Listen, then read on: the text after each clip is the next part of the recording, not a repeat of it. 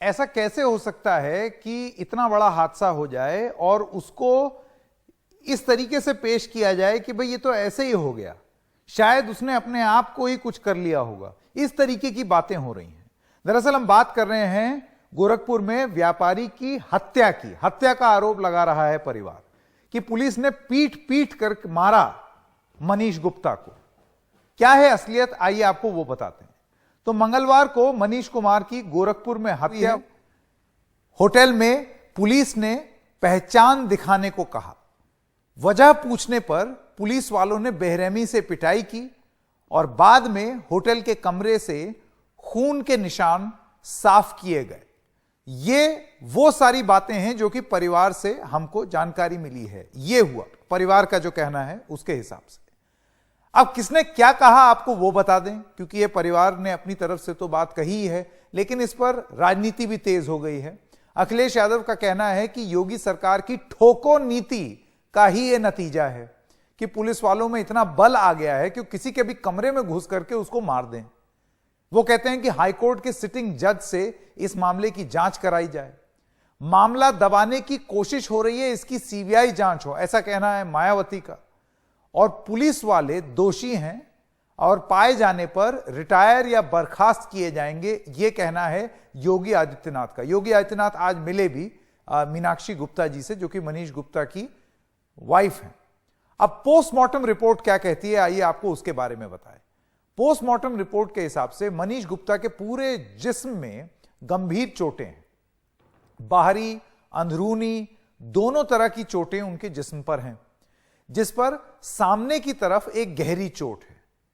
5 centimetre लंबी और 4 centimetre चौड़ी एक चोट है।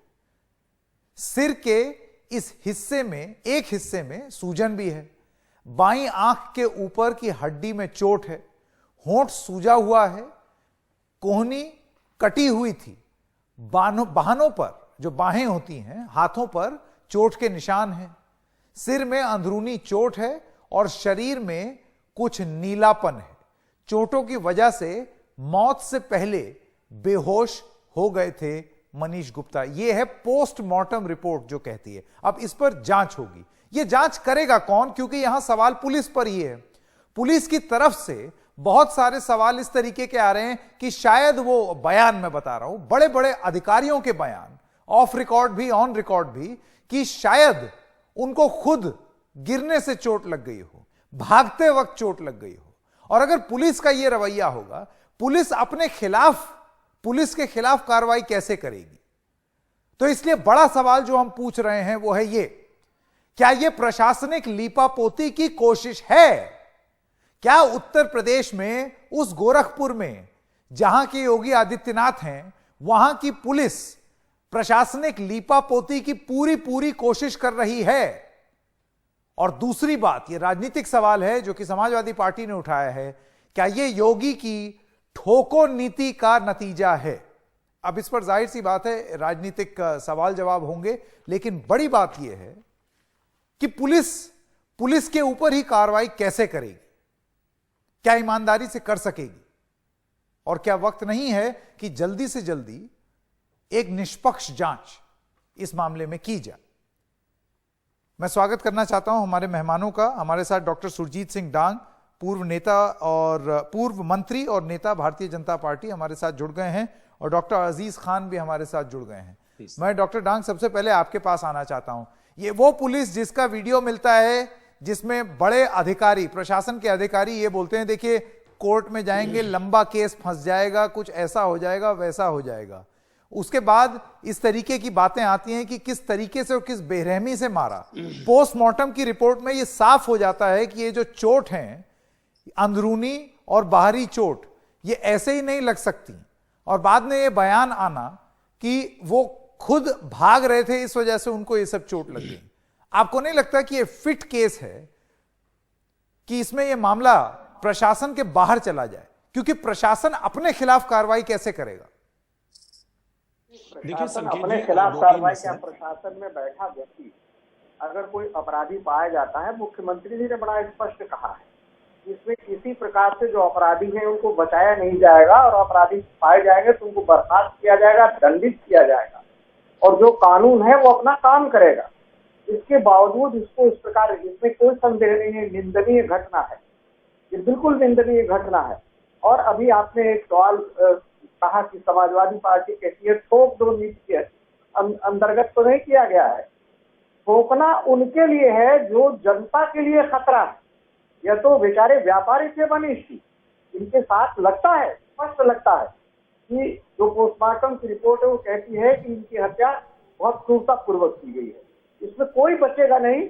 ये हमारी सरकार का पक्का वादा है। माननीय मुख्यमंत्री जी ने स्वयं। नहीं डॉक्टर सुरजीत जी, आप मुझे ये बताइए कि मुख्यमंत्री का आश्वासन एक तरफ, आप मुझे ये बताइए गोरखपुर में प्रशासन के नाक के नीचे प्रशासन के लोग इस किस्म की हरकत कर रहे हैं, और उसके बाद जब उनकी पत्नी गई वहां शिकायत करने तो वो भी जला करके मार दी गई और कुछ नहीं हुआ।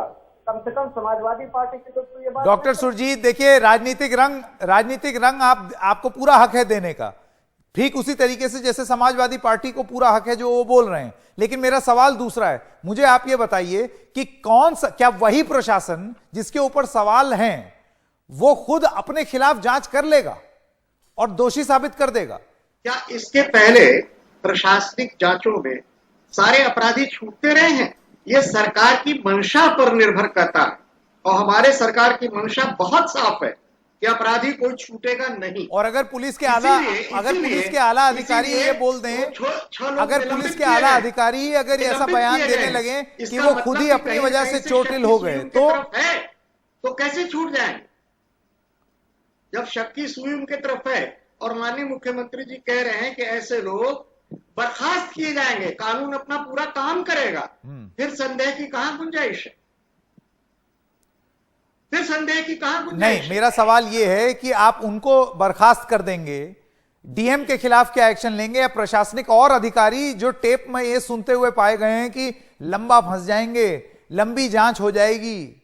मैं आपके माध्यम से निवेदन करना चाहता हूं कि जो मंशा बिल्कुल साफ है कि अगर अन्याय हुआ है, हत्या हुई है, जिसमें हमें कोई संदेह नहीं है, सामान्य रूप से पोस्टमार्टम की रिपोर्ट ये जाहिर कर रही है कि अंदरूनी बाहर की चोटें आई हैं, शरीर नीला पड़ा हुआ है, माथे पर सिर के अंदर चोट आई है, तो इसका मतलब है कि जो अपराधी हैं वो उनकी तरफ संकेत तो सरकार ने दे दिया, उनको निलंबित कर दिया। अब उनके ऊपर जो कार्रवाई, जो कानून अपना काम करता है, सारे चीजें देखिए, आप बहुत अनुभवी पत्रकार हैं, किसी भी केस की बुनियाद होती है साक्ष्य इत्यादि में जोड़ रहा हूं, ये सारे साक्ष्य एकत्र करने में समय लगेगा, मगर मैं आपको विश्वास दिलाता हूं क्योंकि माननीय मुख्यमंत्री जी ने कहा कि अपराधी छूटेगा नहीं। डॉक्टर सुरजीत देखिए, दो चीजें होती हैं, साक्ष्य बटोरने में भी समय लगता है और साक्ष्य को नष्ट करने में भी समय लगता है। और शायद इसीलिए कई बार भारतीय जनता पार्टी ने भी विपक्ष में होते हुए, जब समाजवादी पार्टी की सरकार थी तो तमाम ऐसे मामले थे जिसमें आपने बोला कि ये साक्ष्य नष्ट कर देंगे, इस वजह से मामला सीबीआई को दिया जाए, इधर दिया जाए, उधर दिया जाए। यही आरोप आज आपकी सरकार पर लग रहे हैं। मैं डॉक्टर खान के पास आना चाहता हूं। डॉक्टर अजीज खान, नहीं एक सेकेंड, आपने अपनी शुरुआती बात रख दी, डॉक्टर अजीज खान के पास अब मैं आऊंगा। जो परिश्रम हम कर रहे हैं, डॉक्टर सुरजीत की आपने बात सुन ली। डॉक्टर खान, अब मैं आपकी बात जानना चाहता हूं। आज जेल के अंदर हैं लोग, उनका ये कहना है, डॉक्टर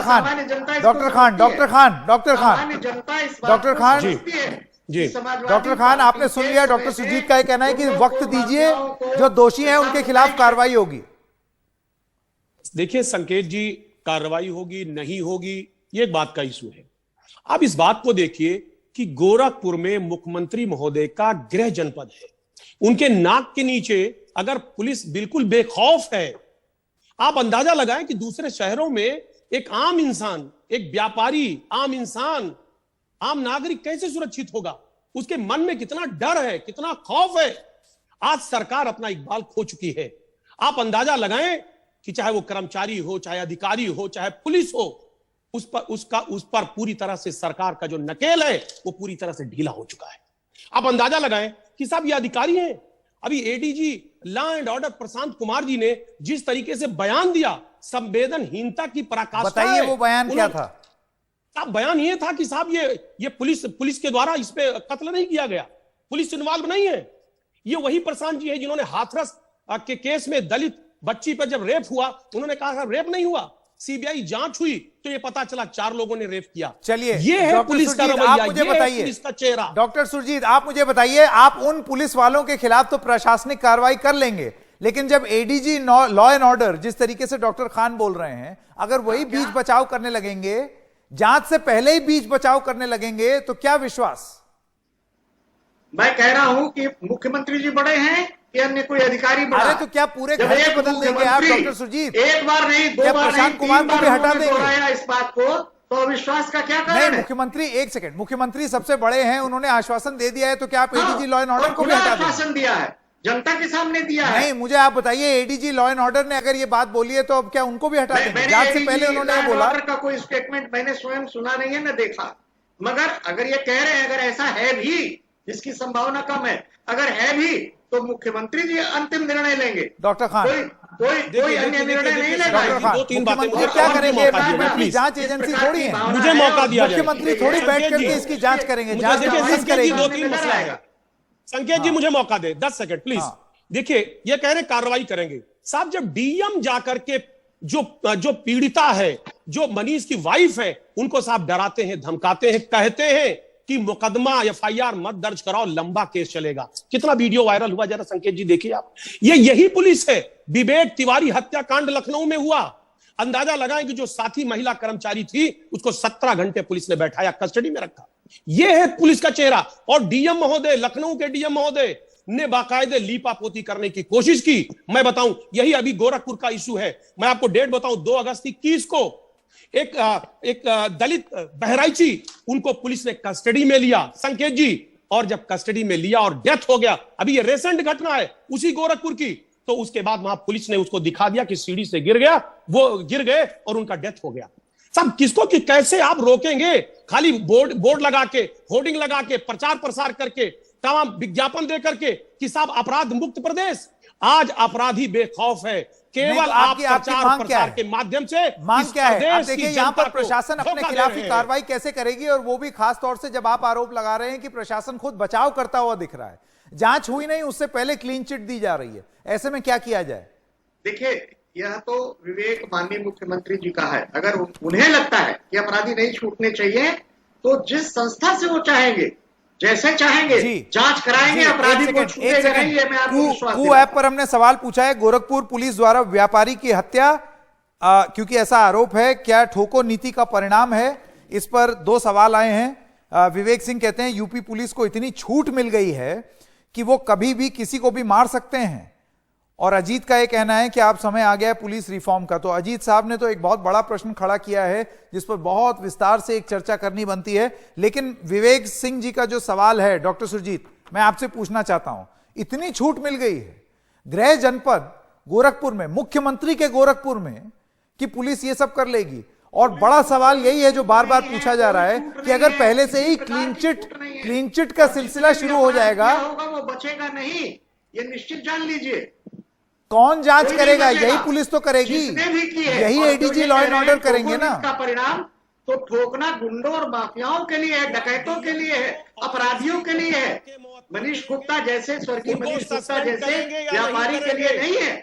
कौन सा वक्त आएगा सुरजीत जी, क्या डीएम को आप वहां मुअत्तल करेंगे? आप जवाब दीजिए नेशनल टेलीविजन पे। बहुत बड़ा प्लेटफॉर्म है, बताइए देश की जनता को। आपके शासन में बताइए कि केवल विज्ञापन दे करके लोगों को गुमराह करेंगे आप? गेस्ट हाउस का जनता के टैक्स के पैसों का विज्ञापन दे करके जनता को गुमराह करेंगे आप? चीख चिल्लाहट में बात समझ में नहीं आएगी। आप दोनों का बहुत बहुत धन्यवाद। मैं छोटे से ब्रेक के लिए अभी रुक रहा हूं, और लेकिन सच बात यह है कि अगर इंसाफ चाहिए तो उसके लिए सबसे पहले भरोसा बहुत जरूरी है।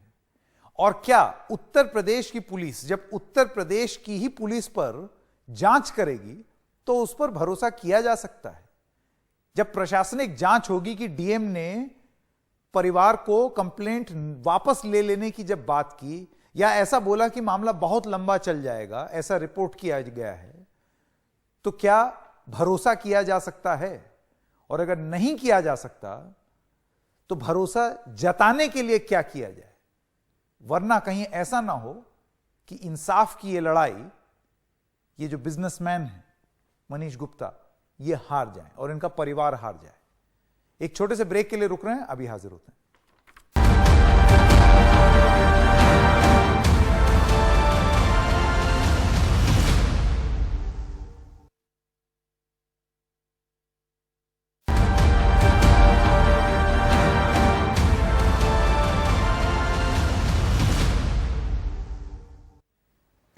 और पंजाब के मुख्यमंत्री चरणजीत सिंह चन्नी और नवजोत सिंह सिद्धू के बीच करीब 2.25 घंटे तक बैठक चली।